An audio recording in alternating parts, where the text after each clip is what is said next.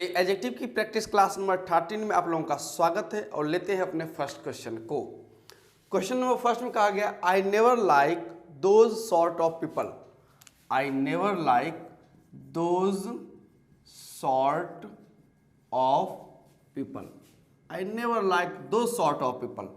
अब इस एक्सप्रेशन को ध्यान रखिए, पिछले क्लास में मैंने आपको बताया है कि दिस और डैट के बाद जो भी नाउन का यूज किया जाता है वो सिंगुलर फॉर्म में आते हैं, वहीं दिस और दोज के बाद जिस प्रकार के नाउन का यूज किया जाता है वो प्लुरल फॉर्म में आते हैं।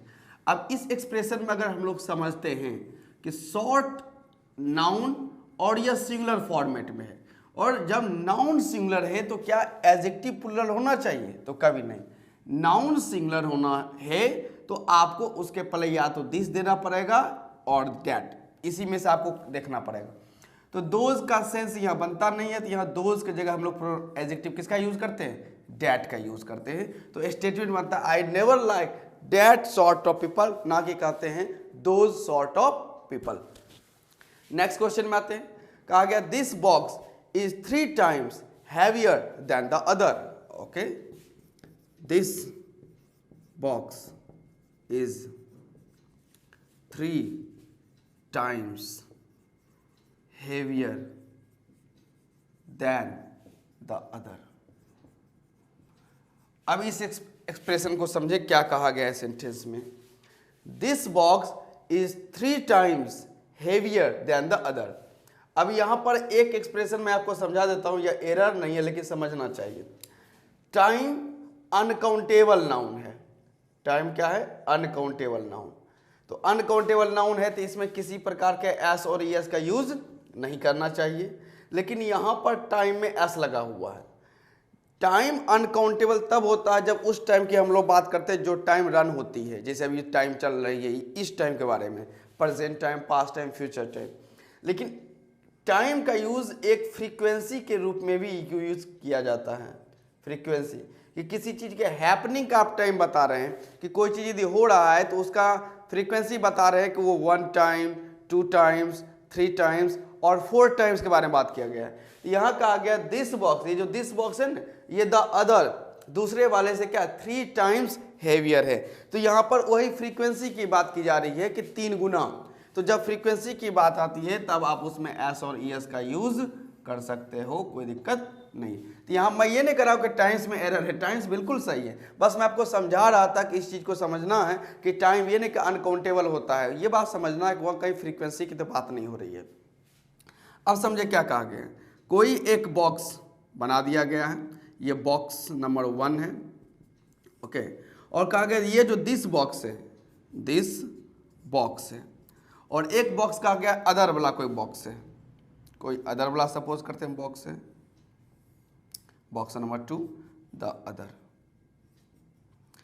और यह मेंशन किया जाता है कि यह जो बॉक्स है इस बॉक्स का 3 गुना है, यानी इसकी अगर वेट x है तो इसका वेट क्या होगा? 3x होगा। अब समझना यह है कि दिस बॉक्स, यह जो बॉक्स है ये 3 गुना heavier than the other, heavier than the other. अब एक बात समझते हैं, जब भी हम कॉम्परेटिव डिग्री का यूज करते हैं, कभी भी यदि हम लोग कॉम्परेटिव डिग्री का यूज करते हैं तो हम लोग कॉम्परेटिव डिग्री से क्या करते हैं? सुपीरियरिटी का सेंस लाते हैं। सुपीरियरिटी कहने का सेंस से ध्यान रखेगा कि अगर कोई यहाँ है तो एक यहाँ होगा, वो कंपैरिजन करते हैं। जैसे कहा जाता है he is taller than I am, he is taller than I am, यानी वह जो है मेरे से क्या है? टॉलर है, वह जो है मेरे से टॉलर है। तो यहाँ सुपीरियरिटी आई, वह मेरे से सुपीरियर निकल गया। और साथ ही साथ ध्यान रखेगा इसमें किसी प्रकार के डेफिनिट फिगर की बात नहीं की जाती है। कॉम्परेटिव डिग्री में सुपीरियरिटी का सेंस रहता है और उसमें किसी प्रकार के डेफिनिट फिगर की बात नहीं होती है। नॉट डेफिनिट फिगर, तो उसमें किसी भी डेफिनिट फिगर की बात नहीं होती है, मतलब निश्चित नहीं पता रहता है कि यदि वो मेरे से टॉलर है तो कितना टॉलर है, वो एग्जैक्ट फिगर नहीं दिया जाता है, कितना हाइट है वो नहीं दिया जाता है। तो कॉम्परेटिव डिग्री में सुपीरियरिटी का सेंस होता है और डेफिनिट फिगर का सेंस कोई नहीं दिया जाता है। लेकिन इस स्टेटमेंट में अगर आप समझें, कहा गया दिस बॉक्स इज 3 times 3 गुना, यानी यहां पर आपको डेफिनिट फिगर दिया हुआ है। इस स्टेटमेंट में हम लोगों के सामने डेफिनिट फिगर दिया हुआ है, और डेफिनिट फिगर दिया हुआ है, फिर ये कॉम्परेटिव का यूज ही नहीं हो सकता, क्योंकि कॉम्परेटिव डिग्री में डेफिनिट का कोई सेंस ही नहीं होता है, उसमें निश्चित बात की नहीं जाती है, उसमें सिर्फ सुपीरियोरिटी को बताकर छोड़ दिया जाता है। ध्यान रखेगा कि this marker is costlier then that one, this marker is costlier then that one, कि यह जो मार्कर है उस मार्कर से ज़्यादा कॉस्टली है, लेकिन ये नहीं बताएगा कितना कॉस्टली है। ये कॉम्परेटिव डिग्री में यूज नहीं किया जाता है। तो यहाँ पर ऑब्वियसली कॉम्परेटिव डिग्री का सेंस नहीं है। कहा क्या कि यह बॉक्स जो है ना 3 गुना, मतलब यह जो बॉक्स है इस बॉक्स का, इसको ऐसा जोड़िएगा, अगर ऐसा ऐसा एक्स बॉक्स को 3 गुणिए तब जाके आप इसके बराबर आइएगा, यानी कि x प्लस x इतना करने पर तब आप जो हैं इस बॉक्स के कंपैरिजन में आते हैं। यानी बात तो बराबर की ही की जा रही है, इसमें किसी प्रकार का सुपीरियोरिटी का सेंस नहीं है, बात बराबर की हो रही है। बस ये करा इसका 3 गुना ले लो तब इसके बराबर आएगा, इसका 3 गुना ले लो तो इसके क्या आएगा बराबर। जैसे कहा जा सकता है तुम्हारे जैसे 3 बंदे यदि आ जाएंगे तब वो मेरा मुकाबला करेंगे। तुम्हारे जैसे यदि 3 बंदे जब आ जाएंगे, मतलब तुम्हारे जैसा 3 बंदा आ गया तो अब मेरा तुम मुकाबला कर सकते हो, यानी बराबर का इक्वल। तो ये पॉजिटिव डिग्री का सेंस दे रहा है, कॉम्परेटिव का नहीं। ये मत समझे 3 टाइम्स कह दिया तो हो जाएगा मतलब कॉम्परेटिव डिग्री। एक तो वहां पर डेफिनेट फिगर मौजूद है, जबकि कॉम्परेटिव डेफिनेट फिगर का यूज किया नहीं जाता। तो यहाँ जो एक्सप्रेशन दिया गया है ये कॉम्परेटिव का नहीं, ये पॉजिटिव डिग्री का सेंस दे रहा है। ओके, तो इस बात को हमें पॉजिटिव डिग्री में बनाना है, तो इस हैवियर देन को हमें हटाकर पॉजिटिव स्टेटमेंट लाना पड़ेगा।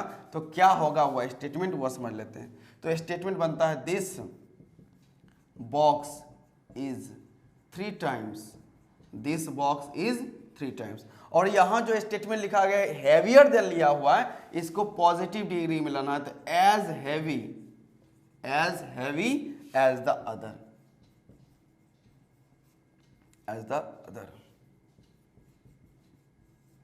This box is 3 times as heavy as the other. तो आपको वहां पॉजिटिव डिग्री में जाना है, ना कि कॉम्परेटिव डिग्री में। ओके, इस बात को याद रखिएगा कि कॉम्परेटिव में सुपीरियोरिटी का सेंस होता है, उसमें कोई डेफिनेट फिगर नहीं होता है, लेकिन यहां तो डेफिनेट फिगर दे दिया है कि 3 टाइम्स के बारे में बात हो रहा है, तो इसे पॉजिटिव डिग्री में मेंशन किया जाएगा।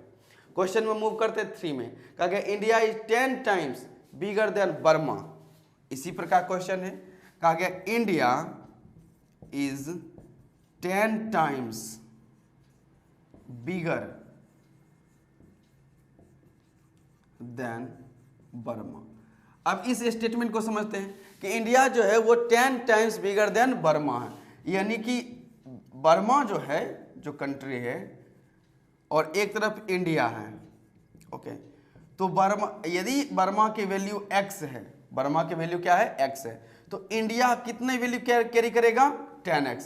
तो कहने का सेंस इंडिया का, यदि तुम जैसे सपोज करते हैं इंडिया है, इसका कंपैरिजन तुम्हें करना है, तो इंडिया का कंपैरिजन करने के लिए जो बर्मा है इसका 10 बार 10 गुना, तो इस 10 गुना को जब तुम लाओगे तब इंडिया से कंपैरिजन कर पाओगे, यानी उसके इक्वल में आप दिखा पाओगे। तो बात तो इक्वल दिखाने की हो रही है, और इक्वल किस डिग्री में दिखाया जाता है, तो पॉजिटिव डिग्री में दिखाने का काम होता है। तो यहाँ पर डेफिनेट फिगर भी दिया हुआ है और सेंस भी आ रहा है पॉजिटिव डिग्री का, तो यहाँ बिगर देन कैंसिल करके यहाँ पर हमें लिखना पड़ता है as big as. India is 10 times as big as Burma. Question number 5 को लेते हैं। क्वेश्चन नंबर 5 में कहा गया है his illness was very heavy, his illness was very heavy. अब यहां कहा गया उसकी जो इलनेस है वॉज वेरी हैवी। हैवी का यूज किया जाता है, ध्यान रखिएगा, वेट के सेंस में, वजन के सेंस में यूज किया जाता है। हैवी वर्ड का यूज किस सेंस में किया जाता है, वेट के सेंस में किया जा रहा है। और यहाँ किसी प्रकार के वेट की बात नहीं हो रही है, यहाँ उसके हेल्थ के बारे में बात हो रहा है। तो जब यदि इलनेस ज्यादा हैवी हो चुका है तो हैवी नहीं, इसका यूज किया जाएगा सीरियस के रूप में। क्या चीज होता है, serious. His illness was very serious, यानी कि his illness was very heavy. क्या हम लोग इलनेस को की, मतलब इलनेस को क्या वेट कर रहे हैं क्या, मतलब उसकी क्या मतलब कह सकते हैं उसका वजन माप रहे हैं क्या, ऐसी बात नहीं है। हम लोग कंडीशन दिखा रहे हैं कि वो किस कंडीशन में, तो इलनेस सीरियस कंडीशन में, अ सीरियस मिस्टेक हो सकता है। ओके, एक्सप्रेशन है a serious mistake. Question number 6 में आते हैं। कहा गया they had a heavy quarrel, they had a heavy quarrel. अब इस एक्सप्रेशन को समझे। अब यह कहा गया क्वेरल, तो क्वेरल क्या हैवी हो सकता है, मतलब झगड़े को क्या आपने काउंट किया है, बिल्कुल नहीं, आप उसका लेवल बता रहे हैं। तो यहाँ पर वही चीज होगा जैसे एक सीरियस मिस्टेक कर सकते हैं, तो अ सीरियस क्वेरल कहते हैं, मतलब बहुत सीरियस वाली लड़ाई हो गई।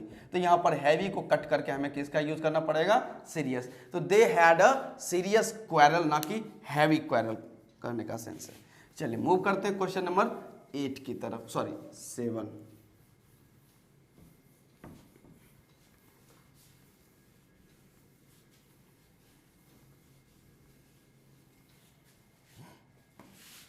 चलिए क्वेश्चन नंबर 7 में क्या कहा गया है, I know him very good, I know him very good, I know him very good. तो ये नहीं, गुड नहीं, I know him very well expression किया जाता है।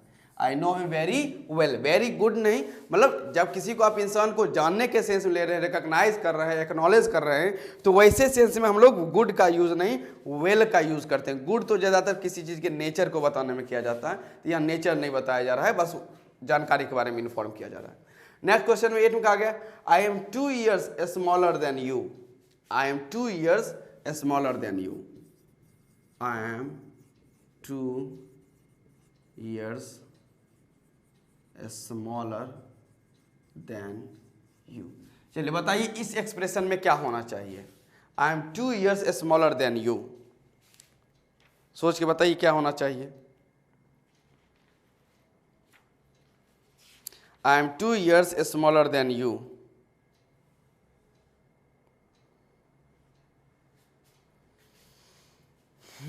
I am 2 years smaller than you. तो यहां पर जो एक्सप्रेशन कहा गया है कि I am 2 years smaller than you, अब यह जो वर्ड है स्मॉल, या आप कह सकते हैं बिग, तो स्मॉल और बिग का यूज हम लोग साइज को इंडिकेट करने में करते हैं। किसमें कहते हैं, साइज को इंडिकेट करते हैं, ध्यान रखिएगा। तो यहाँ पर I am 2 years smaller than you, यहाँ पर साइज इंडिकेट नहीं किया जा रहा है, यहाँ हम लोग एज बताने की कोशिश कर रहे हैं। तो इसमें यूज किया जाता है ओल्डर और यंगर का यूज आप कर सकते हैं, अगर आपको एज ही बतानी है तो एज बताने के लिए हमें क्या यूज करना पड़ता है, ओल्डर और यंगर। स्मॉल और बिग का तो साइज बताया जाता है। तो यहाँ पर हो स्टेटमेंट बनेगा I am 2 years younger than you, I am 2 years younger than you, ना कि स्मॉलर देन यू। क्वेश्चन में मूव करते हैं 9 में। क्या कहा गया है, he is 3 years bigger than Sita, he is 3 years, he is 3 years bigger than Sita. अब यहां समझते क्या कहा, ही इज 3 years बिगर। अब वही बात हुई, यहाँ एज के सेंस में लिया जा रहा है, बिगर वो कोई साइज के बारे में बात नहीं हो रही, यहाँ एज के बारे में बात हो रही, तो इसमें हम लोग ओल्डर का यूज करेंगे। तो यहाँ बिगर नहीं, यहाँ ओल्डर एक्सप्रेशन बिल्कुल सही रहेगा, he is 3 years older than Sita. Question number 10 में आते हैं। He has grown into a beautiful youth.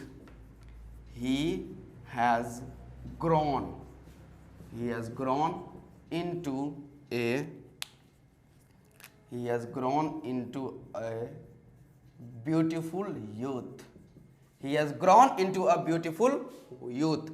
अब बात आती है यहाँ पर beautiful और handsome को लेकर। Beautiful, handsome. तो beautiful का यूज गर्ल के लिए किया जाता है और हैंडसम का यूज बॉय के लिए किया जाता है। तो बात यहाँ ही यानी बॉय के सेंस में है, तो यहाँ ब्यूटीफुल का यूज नहीं, किसका यूज होना चाहिए, हैंडसम का यूज हमें करना है। तो स्टेटमेंट बनता है he has grown into a handsome youth, he has grown into a handsome youth यहाँ कहा जाएगा, ना कि ब्यूटीफुल। ब्यूटीफुल गर्ल के लिए आता है। क्लियर। तो ये हम लोगों की एडजेक्टिव की प्रैक्टिस क्लास नंबर 13 समाप्त होती है। अब मिलते हैं एडजेक्टिव की प्रैक्टिस क्लास नंबर 14 में।